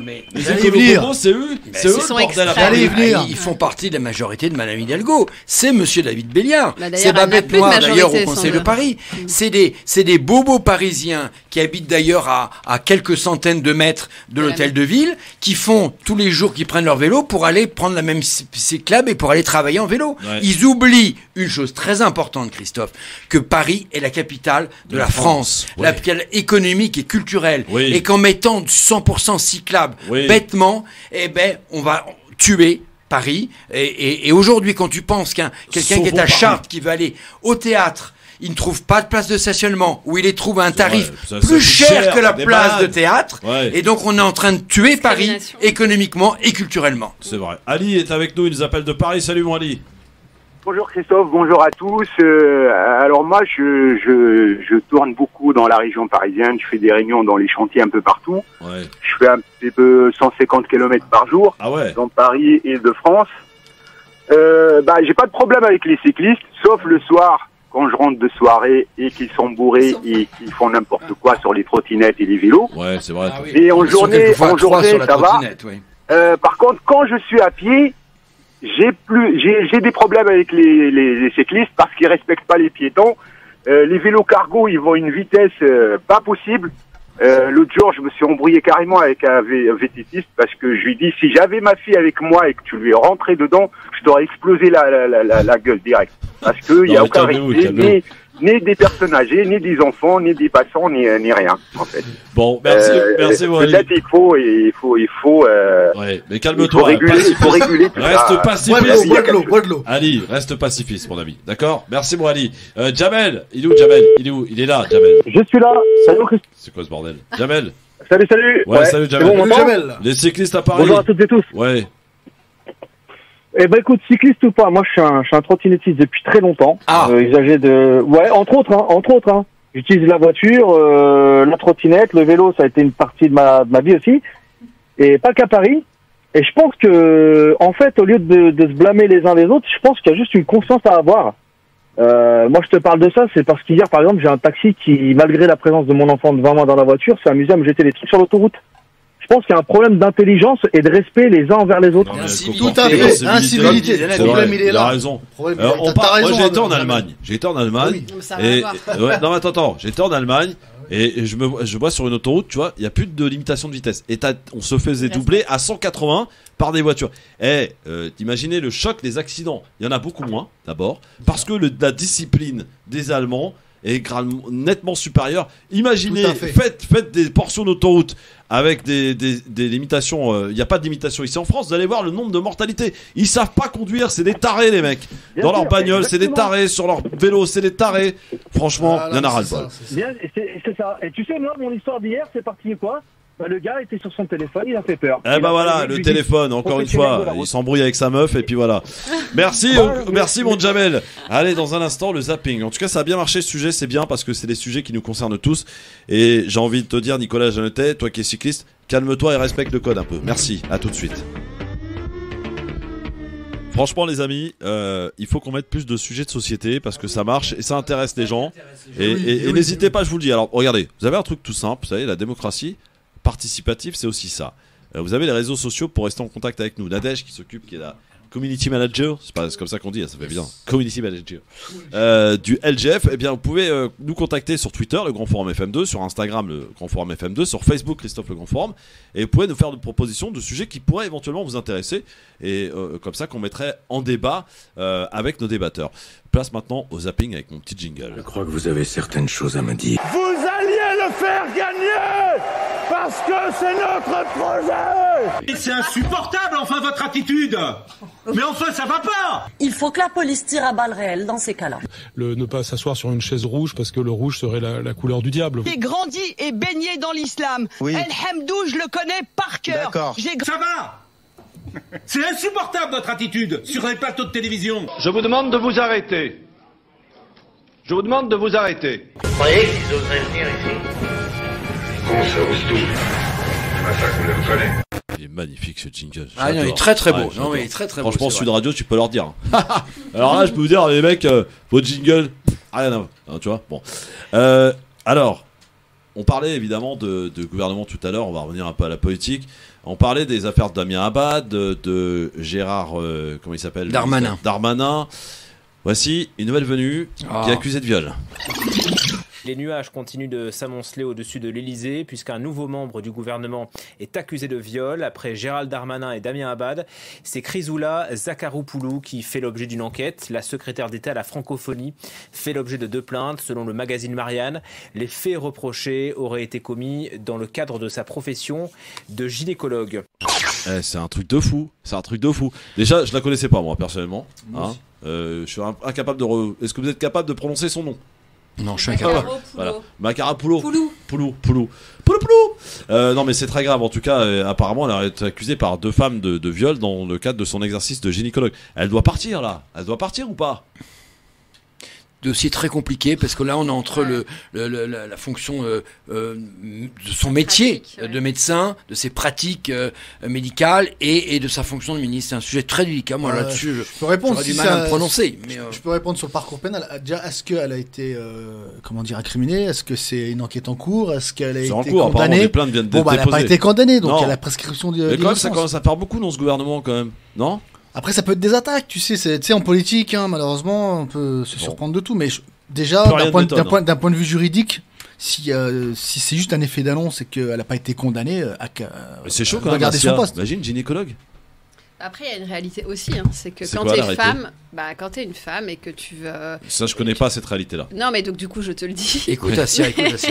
Mais il y a quand même des pratiques qui sont à la limite de la violence. D'ailleurs, il y a des associations féministes qui le dénoncent. Quand tu accouches et que systématiquement, tu as une épisiotomie, les forceps, et qu'on t'appuie sur le ventre pour pouvoir faire sortir l'enfant. Ou quand il y a eu d'ailleurs des... quand tu as le toucher vaginal à un moment donné pour savoir ce qu'il en est. Donc tout ça, en fait... Ça relève de la médecine, ça, Sia. Non, en fait... Non, pas que. Il y a des manières de faire. C'est vrai que nous, on nous touche pas le kiki, c'est vrai. Non, mais à un moment donné, tu dois aussi... Alors maintenant, je sais que certains font très attention, ils préviennent la patiente en lui expliquant ce qui va se passer. Mais je peux te dire que ça peut être traumatisant pour certaines femmes, de jeunes femmes, qui, pour leur première consultation de gynécologie, des fois s'exposent à des... Voilà, alors ça relève effectivement peut-être des gestes dits normal, classiques, mais ça n'empêche que ça doit se faire dans un cadre et dans une explication ou de ce qui va, des gestes qui vont se passer. Donc je sais qu'il y a des associations qui dénoncent cela, il y a une réalité, effectivement. En général, c'est dénoncé contre des médecins hommes. Et là, effectivement, c'est une médecin femme. Mais bon... Pas que, oui, effectivement, mais c'est plutôt des pratiques. Je me remets à ton expertise de femme, pour le coup. On se soumet. On se soumet. 3 enfants, 3 mecs. Non, mais je t'assure que ce sujet est une réalité. Et est-ce que, alors je connais pas bien le sujet là, est-ce qu'effectivement ça relevait de ça et on a mis ça derrière viol parce que du coup peut-être pas de consentement à pouvoir donc je sais pas, j'ai pas du tout d'éléments, mais en tous les cas ça ne dispense pas non plus les femmes ces sujets. Bon, François Bayrou qui lui a une idée sur le comment dirais-je, le type de Premier ministre qu'il faudrait pour la France. Les temps exigent que le Premier ministre ou la Première ministre soit politique, qu'on n'ait pas le sentiment que c'est la technique qui gouverne le pays, mais au contraire les sentiments profonds qui s'expriment dans le peuple. Ce matin, François Bayrou qui sous-entendait qu'il ne fallait pas une technicienne à Matignon, mais un politique. Il y a un gouvernement, il y a une première ministre, et évidemment qu'elle est en fonction. Et dès hier, dès ce matin, dès cet après-midi, je peux dire qu'elle nous fait travailler. Il travaille, le Darmanin. Ah, bah dites donc. Bon, on est tous d'accord, puisque vous le disiez tous tout à l'heure, qu'il fallait une politique. Mais il a mis en difficulté là le gouvernement en faisant cette sortie, François Bayrou, mais je pense qu'il s'y voit, peut-être qu'il se voit. Il ne rêve que d'une chose, François Bayrou, on le sait bien, c'est d'être Premier ministre. Il le sera ou pas ? Il l'attend. Non, je crois pas. Et je crois qu'il le sera pas non plus. Est-ce que vous connaissez Bernard Montiel ? Oui, bien sûr. Vous savez, vidéo gag là. Il là. est proche de Macron, lui. Oui, et ben il n'aime pas trop Sandrine Rousseau. Écoutez.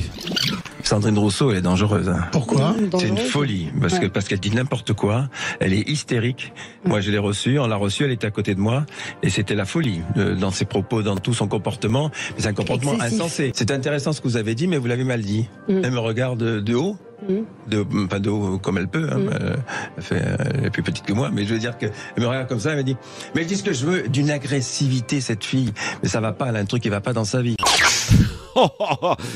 Montiel, il vieillit mal, lui. Christophe, pour ton info, elle sera peut-être vice-présidente de l'Assemblée nationale, puisque les écologistes vont la présenter à la candidature de la vice-présidente de l'Assemblée nationale. Ah bah mais putain, ça va être chaud. Hein. Ah ouais, Abad il va s'en prendre. Elle l'a prévenu. Hein. Elle l'a prévenu quand il va les Insoumis ont prévenu concernant Damien Abad, puisque tu poses la question, que je connais bien, puisque c'est notre ancien président des jeunes centristes, c'est ancien président des jeunes. Je ne reviendrai pas sur son passé. Les Insoumis en tout cas ont annoncé que dès qu'il prononcerait la moindre phrase, il boycotterait ou il sifflerait, il hurlerait dans l'Assemblée pour l'empêcher de parler. Je te pose la question officiellement aujourd'hui, en direct à la radio. Il paraît que tout le monde savait son comportement. Oui ou non, Nicolas? Damien Abad. Damien Abad. Oui ou non? On savait qu'il avait un comportement. On savait qu'il avait un comportement un peu lourdingue dans la drague. Ça, je le dis, je l'assume. De là à passer au viol, etc. Là, pour moi, je n'en savais rien du tout. Dans un instant, le quiz. À tout de suite. Le LGF, le grand forum. Merci d'être avec nous, avec Nabil Sama. Ça va, mon Nabil? T'as passé une bonne émission ou pas? Ah, c'était super, c'était cool. Ça va, c'était une belle émission. Ouais, c'était cool. Hein. Nicolas, il est cool, Assia, elle est cool et tout. Ouais.